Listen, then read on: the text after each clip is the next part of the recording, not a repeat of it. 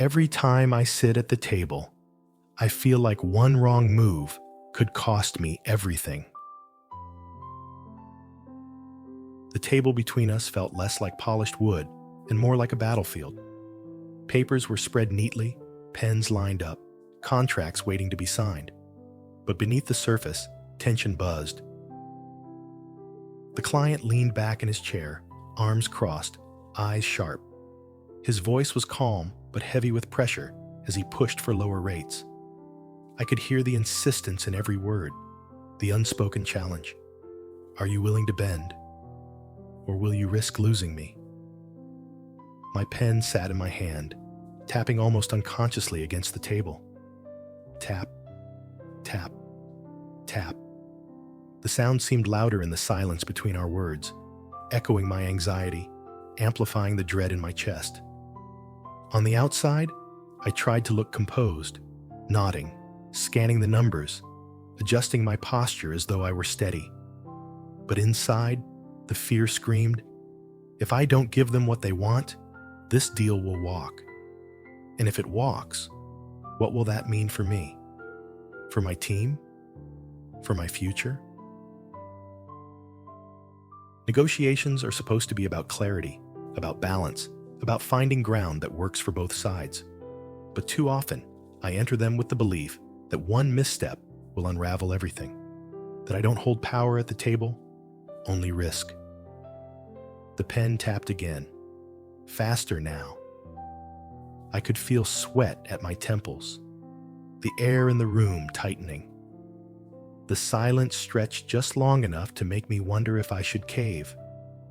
And in those moments, my fear is never just about the numbers on the page. It's about everything behind them. The pressure to secure business, the cultural habits of always keeping the peace, the deep worry that one wrong move could cost me not just a deal, but my standing, my credibility, my worth. That's the weight I carried at that table. That's the fear that had me leaning forward, trying to anticipate, trying to placate. And as the client pressed harder, I could feel myself shrinking into the old pattern. Give in before the fight even starts.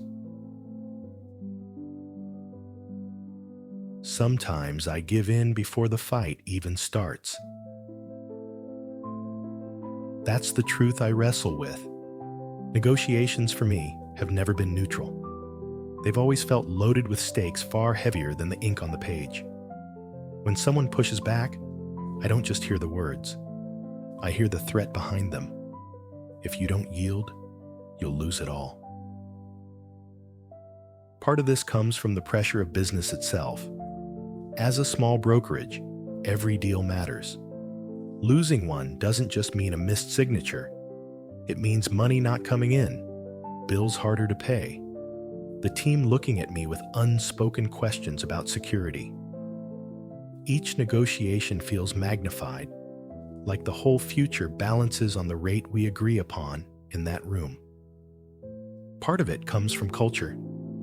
I was raised with the instinct to keep harmony, to avoid conflict, to please others even at my own expense. Saying no felt dangerous. Saying yes felt safer.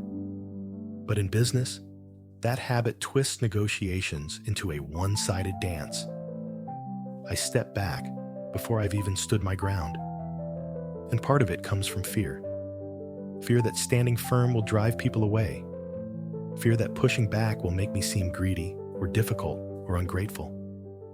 Fear that if I don't bend, I'll break. The mirror questions haunt me. Do you ever cave in just to keep the peace? Yes, too many times.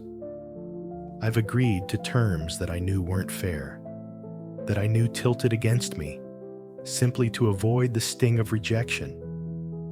Do you fear saying no will drive people away? Absolutely.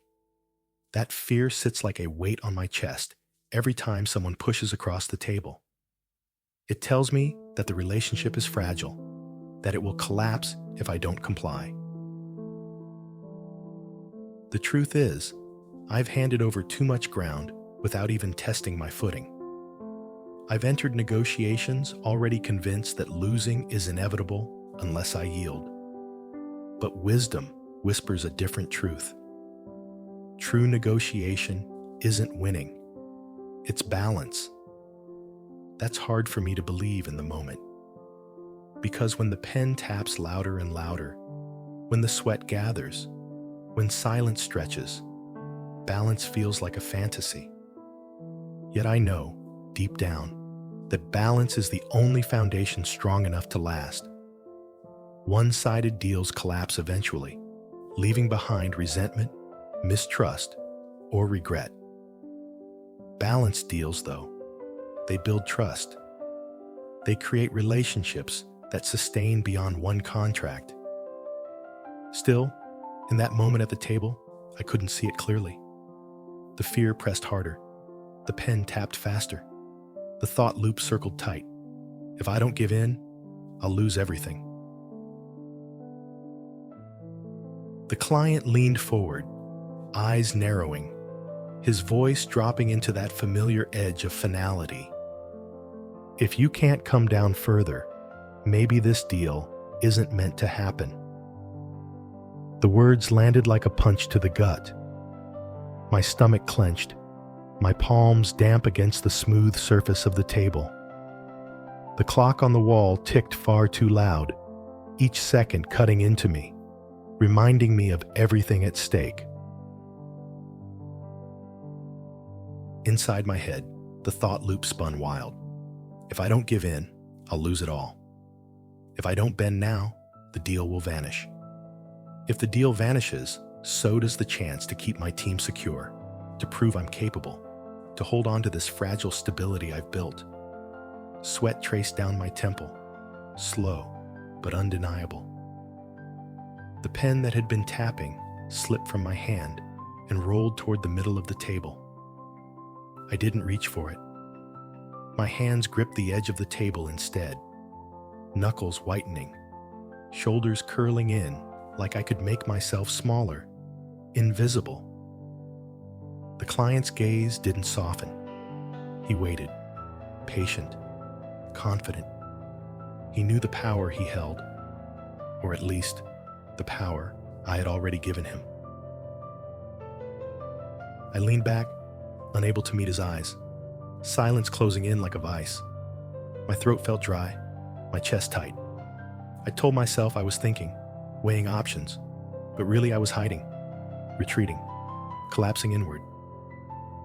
In that moment, I didn't feel like a business owner or a leader or even a negotiator. I felt like prey, cornered, waiting for the inevitable. And the worst part was, I could already see myself caving.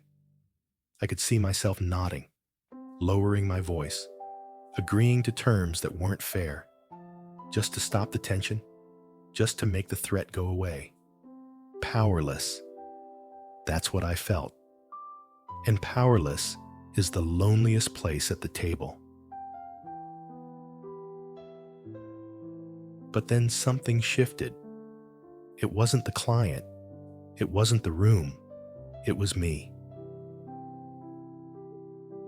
My eyes dropped, not to the contract, not to the ticking clock, but to the pen lying still in the center of the table. For the first time that night, it wasn't tapping. It wasn't jittering. It was steady, silent, waiting. I remembered something simple yet powerful. This negotiation wasn't about war. It wasn't about victory or defeat. It was about balance. The positive shift statement rose clear. Fair deals create trust that lasts longer than one win. I let those words ground me. My shoulders lifted, my spine straightened. I reached forward, picked up the pen, and laid it firmly on my side of the table. No more tapping, no more trembling, just presence. I met the client's gaze, steady now. My voice, when it came, wasn't shaky. It was calm. I can't go lower. What I've put forward is balanced. For you, for me, for the relationship we want to build long-term. The silence stretched again, but it didn't suffocate this time. It breathed. The client's expression shifted, almost imperceptibly at first. His crossed arms loosened, his jaw unclenched. Slowly, he leaned back. Then after a long pause, he gave a single nod. All right, let's move forward. Relief washed through me. But more than relief, pride settled in. Not the pride of winning, but the steadiness of holding my ground with fairness. A win-win is stronger than a one-sided deal. Balance, trust, growth. Each word steadied me, not just for this deal, but for every negotiation still to come. I realized then that sustainable wins matter more than desperate ones. That the deals I want to build aren't fragile agreements born of fear. They're balanced partnerships born of trust. The skyline of Melbourne came to mind, vast and steady beyond the boardroom window. That's what I want my business to reflect. Not the chaos of constant concession, but the strength of balance that lasts. And for the first time in a long time, I walked away from that table not feeling like I'd lost, not even feeling like I'd won, but knowing I had built something steady. Sustainable wins matter more than desperate ones. That truth didn't stay at the negotiation table. I carried it out into my days, into my habits, into the way I chose to prepare myself before every meeting that came after. Because I realized something. I couldn't only rely on moments of courage. I needed practices to train that courage, to remind myself that balance wasn't weakness, it was strength. So I created a rehearsal ritual, a small but steady practice I could return to whenever the fear of conflict crept in. I'd sit at my desk, sometimes in the quiet of early morning, sometimes after a long day when the office was empty. I'd place a single sheet of paper in front of me. At the top, I'd write one phrase, fair number. Then I'd practice.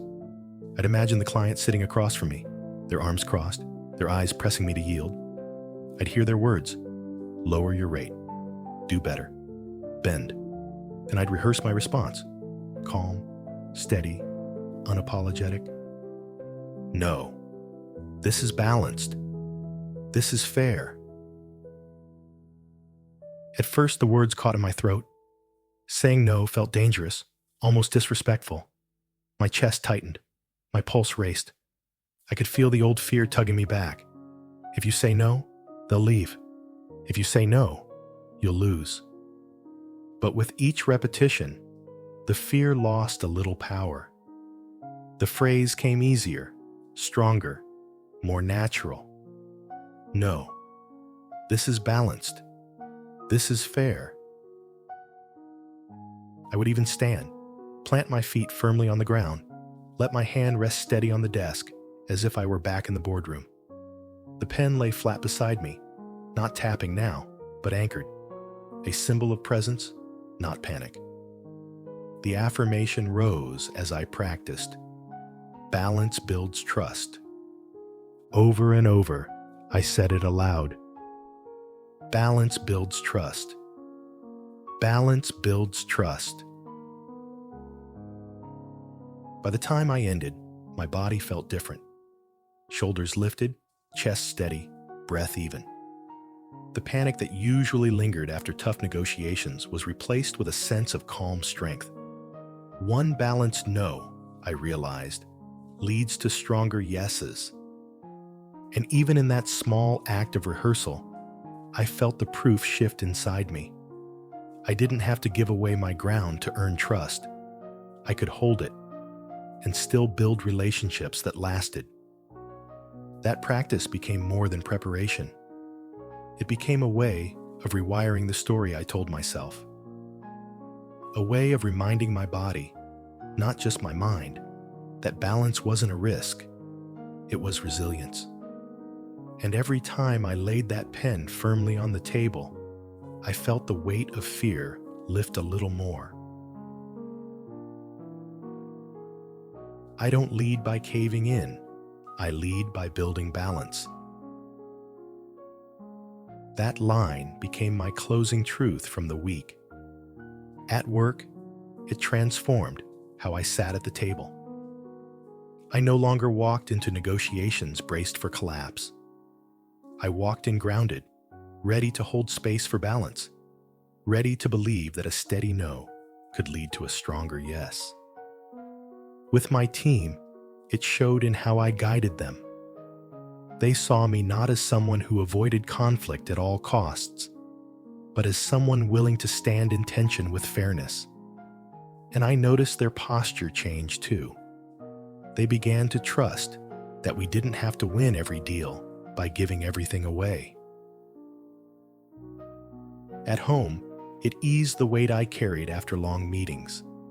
Instead of replaying every word, wondering if I should have yielded more, I began to rest in the knowledge that balance had been enough. That even if a deal didn't go through, I hadn't betrayed myself to keep it alive. Inside myself, it quieted the old loop that said, if I push back, I'll lose everything. In its place grew a steady mantra. Balance builds trust. Simple, but powerful enough to steady me whenever doubt returned. The closing image of that week sits clear in my memory. A contract signed, not with desperation, but with steadiness. A handshake that wasn't shaky, but even. A deal built not on fear, but on trust. Balance builds trust. The pen rests steady on the table. I know. I don't lead by caving in. I lead by building balance.